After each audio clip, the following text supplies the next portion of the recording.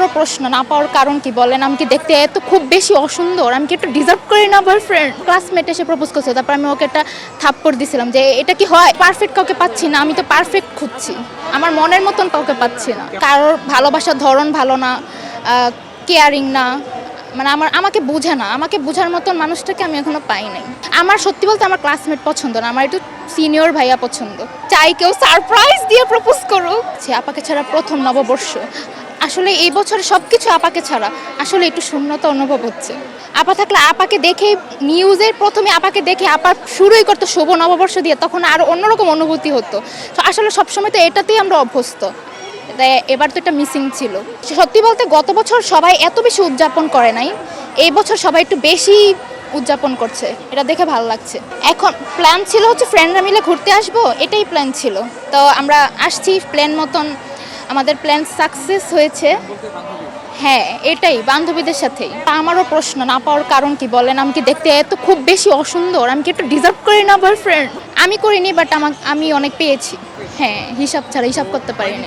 সেটাই তো, পারফেক্ট কাউকে পাচ্ছি না, আমি তো পারফেক্ট খুঁজছি, আমার মনের মতন কাউকে পাচ্ছি না।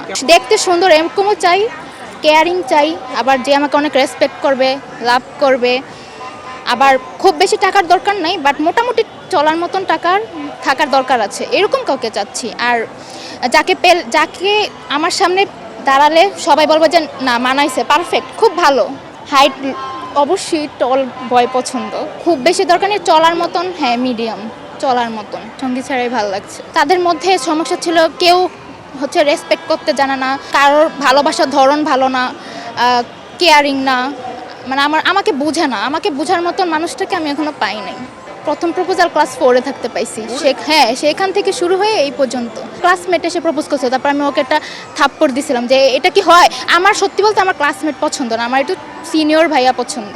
এই বয়সে এসে তো সমবয়সে তো করলে পাত্তা দেয় না, কিন্তু সিনিয়র ভাইয়ারাও করে।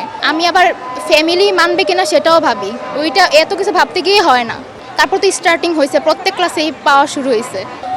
কোনো অনুভূতিই হয় নাই, মানে আমি বলতেছি কি কি ওরে থাপ্পড় দিতে মন চাইছে, থাপ্পড়ই দিছি। ও অন্য কাউকে দিয়া প্রপোজ করাইছিল, মানে অন্যজনকে দিয়ে। ভিন্নভাবে আসলে কেউ করে নাই দেখেই আমি সিঙ্গেল। আমি যেমন চাই যে খুব ড্রিমি ভাবে কেউ প্রপোজ করুক, ওরকম কেউ করে নাই।